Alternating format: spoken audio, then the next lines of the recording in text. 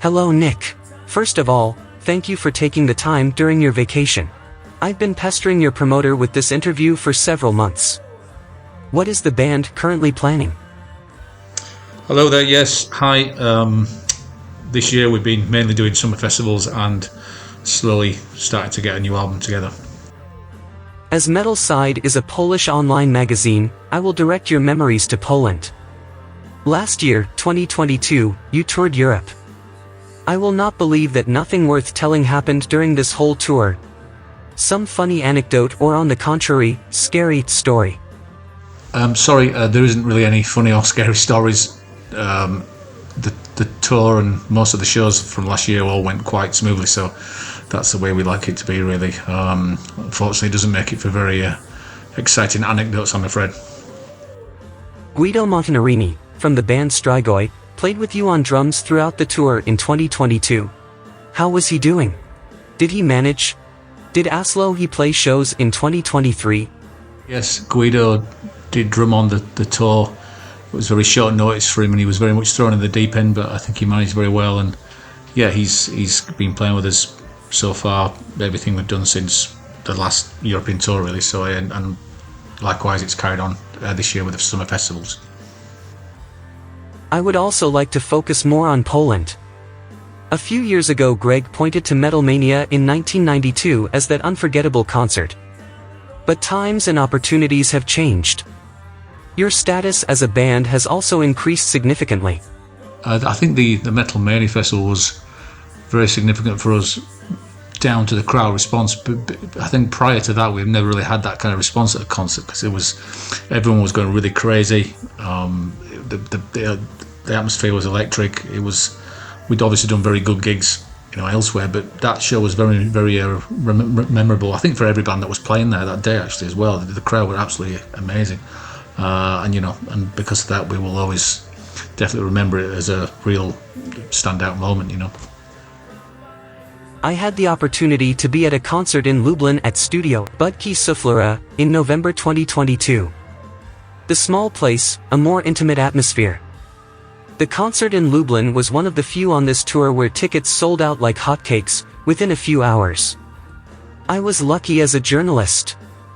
But unfortunately, the rest of your merch was already sold out and there was no my size of the t-shirt promoting the tour.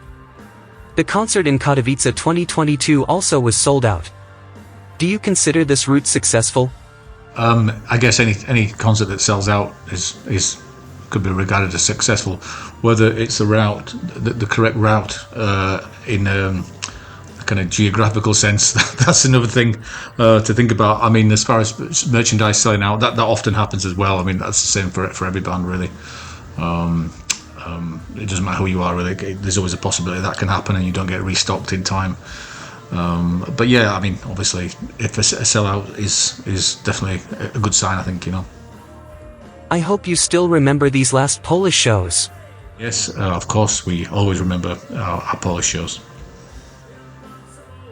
For the concert in Lublin, apart from my camera, I took Fat Biography No Celebration, which weighed me down a bit, but it was all in order to give you the book for autograph. Unfortunately, it didn't work out. Cruise people told me that you locked yourself in the dressing room with a request not to be disturbed and that you were unavailable before or after the concert. Why was that? You don't avoid your fans. I think it's probably by the time anyone could have got backstage, I would imagine at least two members of the band would have been on the tour bus, or at least one of them would have been in bed. So it's not a case of avoiding fans or avoiding anyone, really. It's just a case of after a show, it's kind of hits downtime pretty fast, and especially if you've done a long tour. So that's the only reason we tend not to hang out and party like it's 1999 these days. Hangman's Chair was your support. Did you know their music before? We heard Hangman's Chair prior to the tour and we really liked their music, and we were, they were really nice guys as well, and it's very important when you tour bands that you get on with the guys individually and on a personal level. That's very important to us, and the music is often a secondary thing, but I mean, in their case, they're great guys and the music's great as well, so it was a really nice tour to do with those lads. However, in Spain, Obsidian Kingdom and Evergrey played with you. Why this change?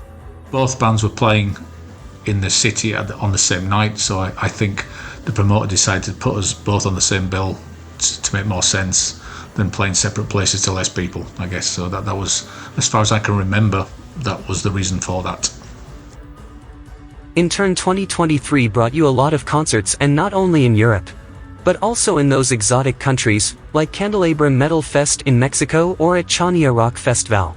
Have you played in these countries before?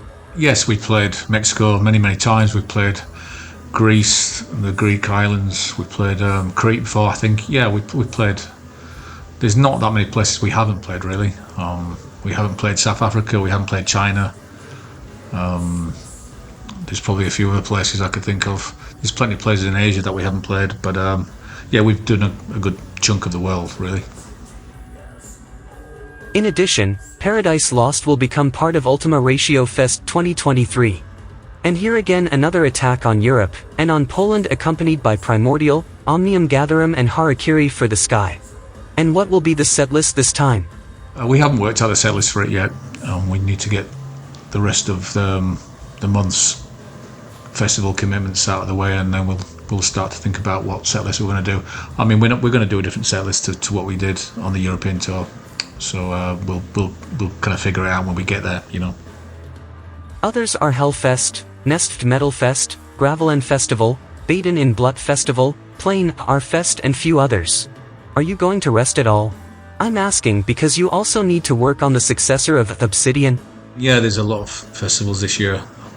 We're pretty busy. Also, I'm pretty busy with Bloodbath as well. So yeah, it's pretty full on, but you know, it's good to keep busy. You know, I think we would rather be out there doing our thing than kind of sit around. And to the next question after that, yeah, we are working slowly on a new album, and when we get a decent chunk of time off, then we will hopefully complete it. But we're not there yet, so hopefully into next year we'll get something finished, you know. By the way, what's going on in Bloodbath now after recording the album Survival of the Sickest? Yeah, we're just doing summer festivals with Bloodbath. I think we're going to go to America at some point this year, or it could be next year. I'm not sure. I think it could be next year actually now. So yeah, we're just doing festivals. That's pretty much all we've done since we started. Since I joined Bloodbath, we just kind of mainly do the festivals. So we'll see how that goes. And in Strigoi after recording Visser? Same thing with Greg, I guess. He's just doing kind of doing festivals, you know. Did you imagine the life of the metal star when you were young, beginning musicians? Are your expectations fact? I don't really know, really. We didn't really know what we wanted to do in life or where we would go, and to be honest, I still don't really know what's in store or what's around the corner, you know. You never really know where your life's go, or what path it takes. Hopefully it's a positive one, but it's not always positive, I guess, but that's life.